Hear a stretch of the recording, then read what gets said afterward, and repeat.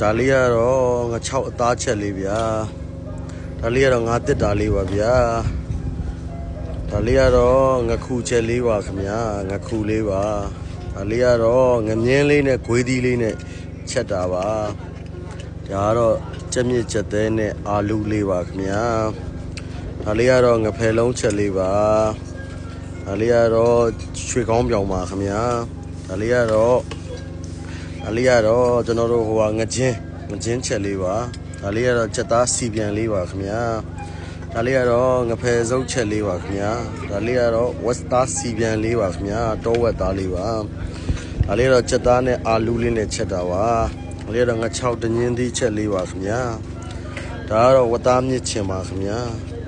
ဒီကောင်ကတော့ဝက်သားနဲ့ပုံးရည် special လစ်ပါဒီကောင်ကတော့ဝက်ကလီစာဟင်းလေးတွေကစီများတယ်ဆိုတာစီမများချက်တာပါခတ်ပေးတဲ့ဧည့်သည်ဝိုင်းထဲမှာတော့ကျွန်တော်တို့စီရှော့ပြီးခတ်ပေးပါတယ်ခင်ဗျာအညာဆိုတော့အညာ style လေးချက်တာပါခင်ဗျာအဲတော့ကျွန်တော်ဥစေစင်ရောဘူဖေထမင်းဆိုင်ပါခင်ဗျာ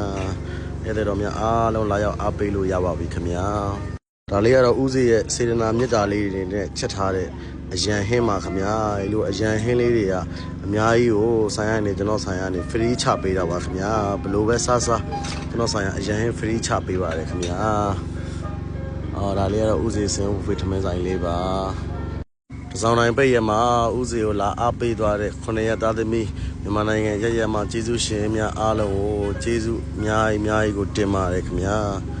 ဥစေရဲ့ဆိုင်အလှပလေးပါခင်ဗျာ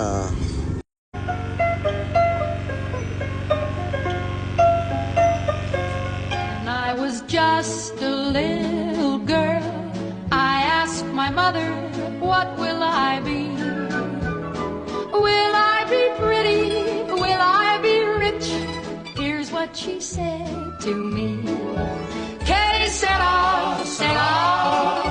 whatever will be, will be. The future's not ours to see. အချင်းများစွာဖြင့်သာလာရာရွေးလူသာပင်စေညွန်ဖွဲ့ခြင်းသာအချင်းများစွာဖြင့်သာမုန်ထံကိုရေးရမိစာလွှာမာစေတာစေဆူတောင်းချွေက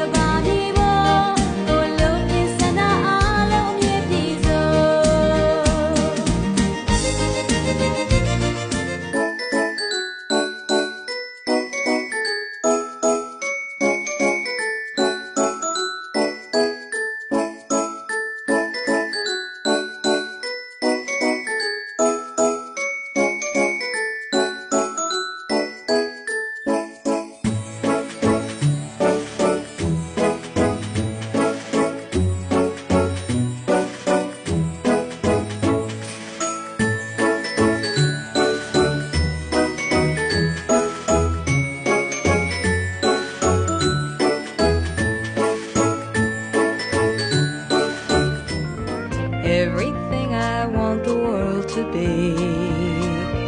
is now coming true, especially